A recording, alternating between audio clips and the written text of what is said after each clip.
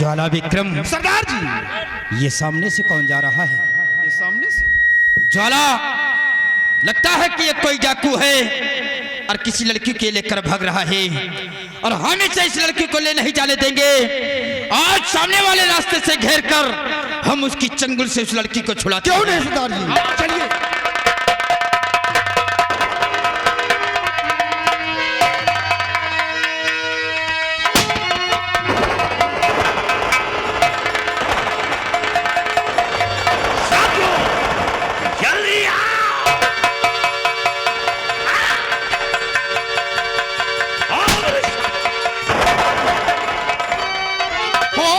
छोड़ दे लड़की को, घर पड़ा चाहता छोड़ दे लड़की को।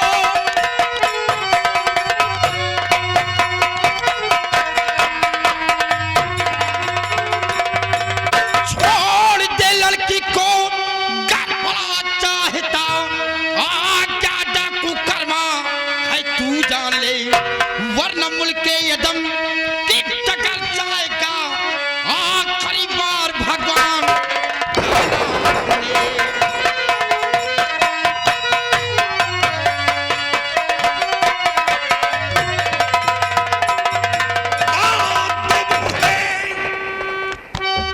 मुझे छोकरे बात करना पड़ी दूधे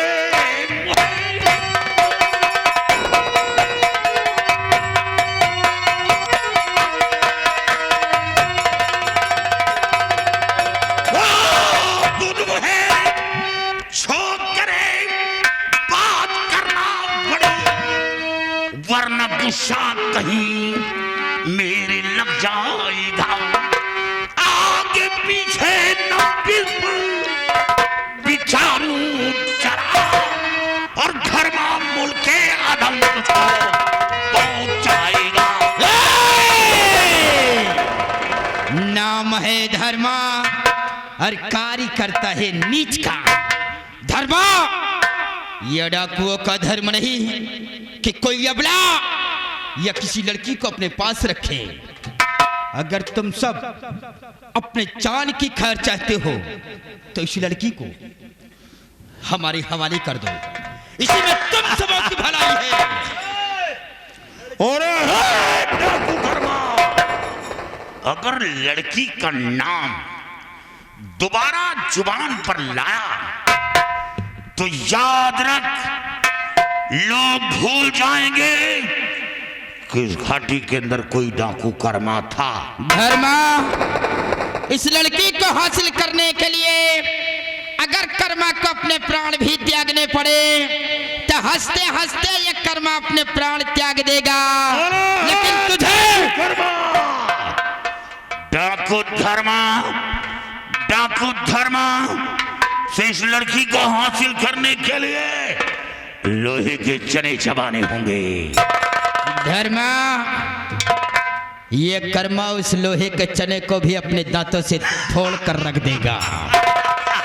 अगर लड़की को ले जाना चाहता है, अगर लड़की को ले जाना चाहता है तो हमारी और तुम्हारी बीच में एक शर्त है। बोलो। धर्मा, शर्त ये है कि तुम्हें हमारे साथ में जंग करना होगा।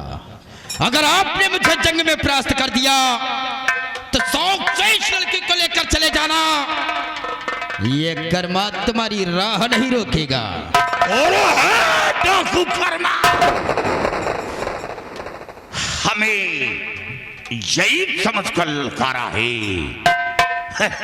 तेरी शर्त हमें मंजूर है। जो जीतेगा ये लड़की उसी के पक्ष में जाएगी। हाँ धर्मा, लेकिन याद रख, जंग कर्मा और धर्मा के बीच होगा। बीच में कोई दखल अंदाजी नहीं की। अपने साथियों को हिदायत दे दे, वरना अंजाम भयानक होगा। धर्मा, ये कर्मा के साथी है, ये कर्मा के साथी है। और कर्मा के साथी कभी किसी के पीठ पर वार करना नहीं सीखा, हमेशा सीने पर वार किया है। ज्वाला विक्रम, जंग सिर्फ हमारे और धर्मा के बीच होगा। धर्मा के ऊपर कोई धोखे से वार करने की कोशिश नहीं करना, नहीं तो ये कर्मा तुम लोगों को जिंदा नहीं छोड़ेगा। और हाँ धर्मा, अपने भी इन साथियों से कह देना कि कर्मा के ऊपर कोई धोखे से वार करने की कोशिश नहीं करेगा, क्योंकि कर्मा के जिस्म में इतना बारूद बंधा है कि कर्मा तो इस दुनिया से जाएगा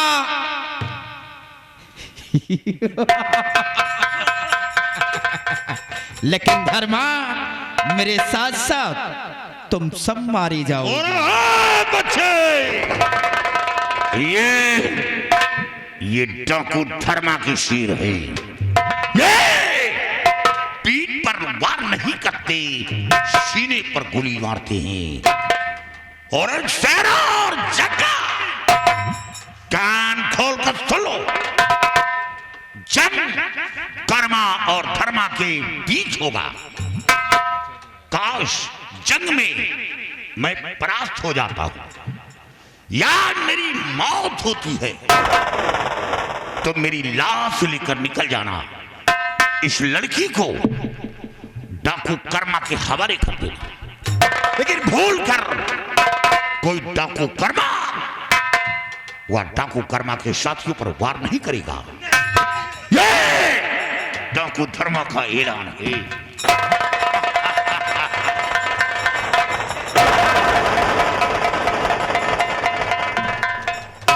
ऐसा लगता है कि कोई शेरनी माँ ने तुझे जन्म दिया है, कोई शेर बाप का औलाद है। नहीं, आज तक कोई माँ ऐसे औलाद को अपनी कोख से जन्म नहीं दिया जो इस घाटी के अंदर डाकू धर्मा से नजर मिलाकर बातें करे।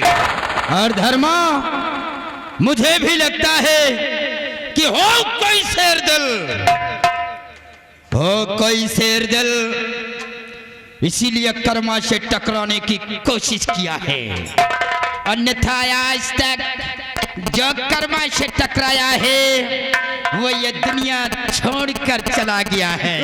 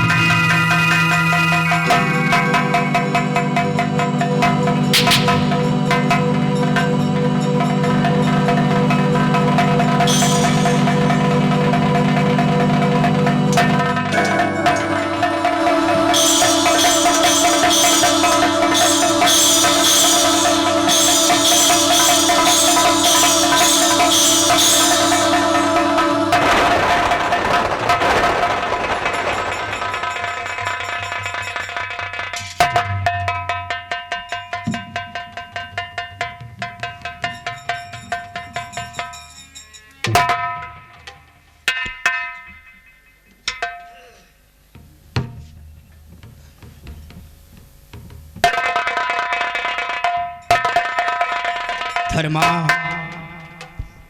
जब तुमने मुझे जंग में परास्त कर दिया तो तुम्हारे हाथ क्यों रुक गए? चलो अपने इस खंजर को और फाड़ दो ये कर्मा का सीना। ये कर्मा जीना नहीं चाहता है। और डाकू कर्मा, मौत तो निश्चित मिलेगी, लेकिन मरने से पहले मेरे सवालों का जवाब दे कि तू पैदाशी कर्मा है या जुल्म के कारण इस बिघड़ के अंदर कर्मा बना घूम रहा है। नहीं धर्मा, कोई अपनी मां की पेट से डाकू बनकर जन्म नहीं लेता है, बल्कि जब इंसान के ऊपर जुल्म होता है और दुनिया के हर रास्ते बंद हो जाते हैं तो सिर्फ एक रास्ता बचता है और वो है बीहड़ का। ये पैदाइशी कर्मा नहीं बल्कि किसी के जुर्म के कारण कर्मा बना है। और बता, ये जो तेरे गले में माला पड़ा है, ये माला किसी के घर डाका डाला या हत्या करके हासिल किया? ना! ये माला तेरे गले में कैसे आया?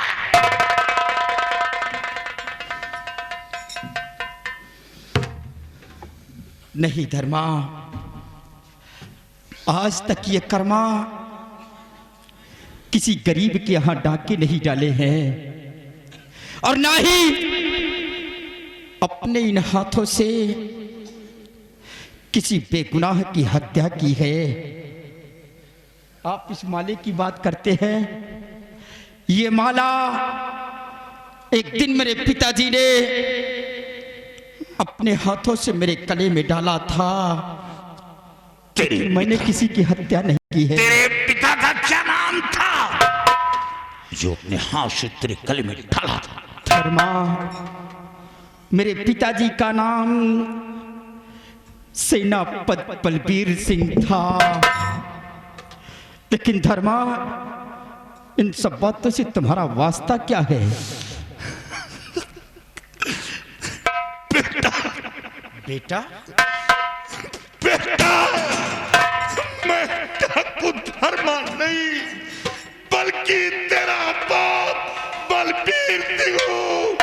तेरा बाप बलबीर सिंह। बेटा, मेरी गोद में आ, मेरे गोद में आ बेटा।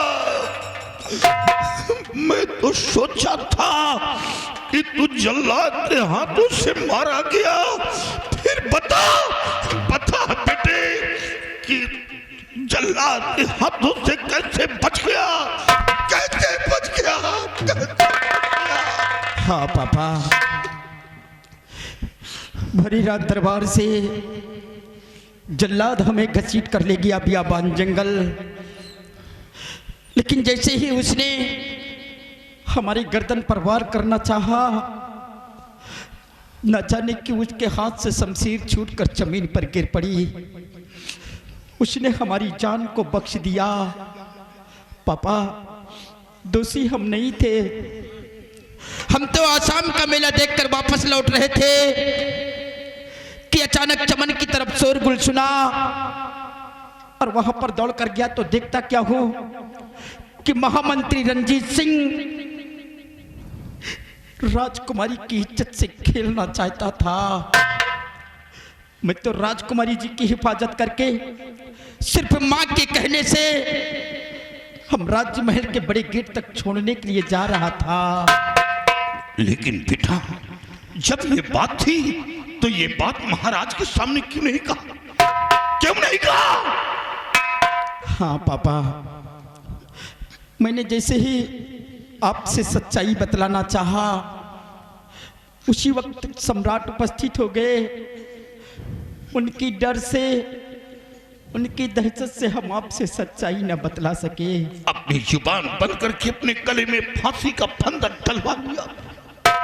लेकिन पापा, भरे रात दरबार, आपने तो अपना फर्ज पूरा किया था। फिर आप अपने जिस्म की खाकी वर्दी उतार कर अपने जिस्म पर यह काली वर्दी धारण क्यों किया? अब मैं सेनापति नहीं रहा। वो वर्दी मेरे जिस्म से बहुत दूर हो गई। अब तो एक जेल का भागा हुआ मुजरिम, जेल का खून का इल्जाम मेरे सर पर लगा। बेटा, ये लड़की जो देख रहे, ये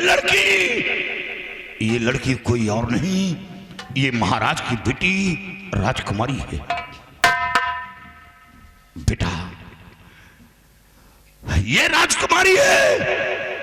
बेटा, ये बाबा कल्याणी मल के पास थी।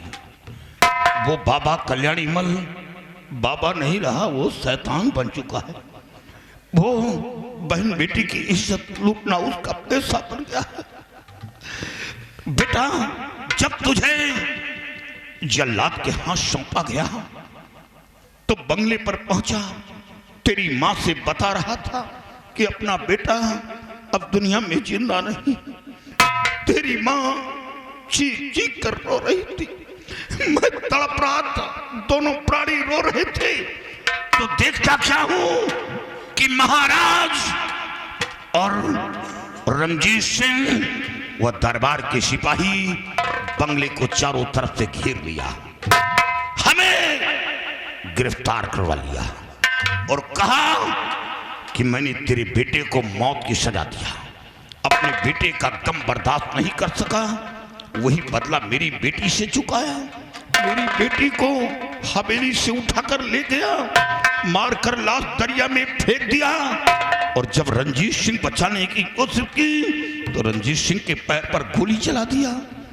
बेटा, किसी पर गोली नहीं चलाया, राजकुमारी का मर्डर नहीं किया, झूठा इल्जाम लगाकर हमें जेल भिजवा दिया।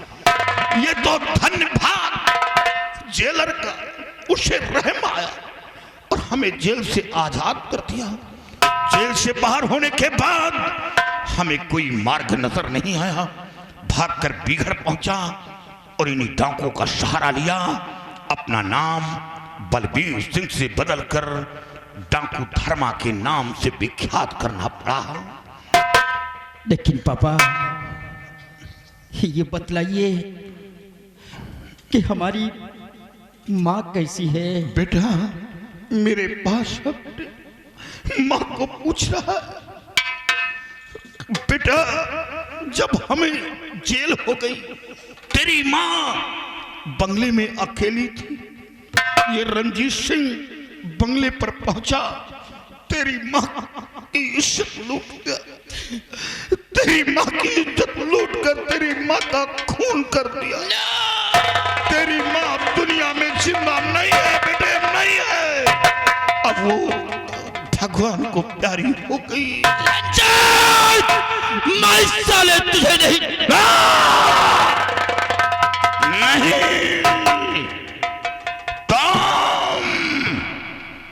रंजीत को नहीं मारोगे। रंजीत मेरा शिकार है, तुम नहीं मारोगे। रंजीत को मारने के लिए अभी ये बूढ़ा शेर काफी है। तुम नहीं मारोगे, तुम नहीं मारोगे। तो बोलिए पापा, हमारे लिए क्या हुक्म है? बेटा, तेरे लिए बस यही एक काम है। ये महाराज की बेटी, इसके सर पर जादू का असर है और ये हरकत कल्याणी मल्ले किया है। इस लड़की के सर पर जादू डालकर मेरी नजरों के सामने से एक कबला को लेकर भगा है। मैं उसकी इज्जत बचाऊंगा, उसकी जान बचाऊंगा। बेटे, मैं इस मुल्क का सेना नायक था। वो वर्दी तो मेरे जिस्म पर नहीं है, वो वर्दी तो मेरे जिस्म से दूर हो गई, लेकिन दुनिया को दिखा दूंगा और साबित कर दूंगा कि ताकत वर्दी में नहीं होती, ताकत इंसान के ज़मीर में होती है। वो जज्बा, वो कुव्वत आज भी मेरे अंदर है। मैं कल्याणी मल के पंजे से उस सबला को छुड़ाऊंगा, क्यों ना इसके एवज में मेरी जान चली जाए, हमें परवाह नहीं है। ठीक है पापा, आप चले उस बाबा कल्याणमल से, उस औरत की हिफाजत करें, उसकी जान को बचाएं और भले रात दरबार राजकुमारी जी को लेकर मैं जाऊंगा और आपको निर्दोष साबित करेगा ये आपका बेटा। शाबाश बेटी, बाप का अधूरा कार्य औलाद पूरा करता है। बेटे, तेरे सर पर माँ का आशीर्वाद है, तुझे कुछ नहीं होगा। जब खूनी जल्लाद के हाथों से बच गया तो अब कोई तुझे मारने वाला पैदा नहीं। अरे जिसको राखे साइयां, जिसको राखे साइयां, मार सके ना कोई, बाल न बांका कर सके चाहे जग पैरी। बेटा, तेरे सर पर माँ का आशीर्वाद है, तुझे कुछ नहीं होगा। और मैं उस कल्याणी मल का पीछा करूंगा, चाहे वो अर्श पर हो या फर्श पर हो या पाताल में छुपा बैठा हो। मैं उसे घसीट निकालूंगा और खोज निकालूंगा और चौन चौन कर मारूंगा, चौन चौन कर मारूंगा। उठा दियो।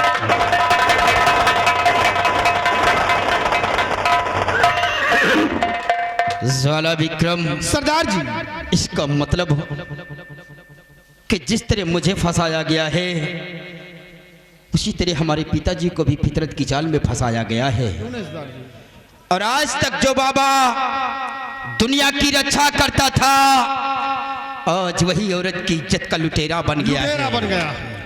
पिताजी की बातों से साफ जाहिर हो रहा है कि कहीं ऐसा तो नहीं कि ये बाबा कल्याणमल और महामंत्री रंजीत सिंह ये दोनों एक हो गए हो। ऐसा भी हो सकता है सरदार जी। अगर ये दोनों एक हो गए होंगे तो बाबा कल्याणमल भाग कर जाएगा महामंत्री रंजीत सिंह के पास, और महामंत्री रंजीत सिंह इस वक्त भरी रात दरबार में मौजूद होगा। वहां पर बहुत सारे कर्मचारी और बहुत से सिपाही होंगे। हमारे पिताजी के साथ फिर से धोखा हो सकता है। क्यों नहीं सरदार जी? इसलिए ज्वाला विक्रम, पिताजी के पहुंचने से पहले राजकुमारी जी को लेकर भरेरा दरबार हम लोग पहुंचेंगे। इतना याद रखना कि अगर वहां पर कोई जरा सी चालाकी करने की कोशिश करता है तब बेखाब गोली गोलियां चलाना, मेरे हुक्म का इंतजार नहीं करना।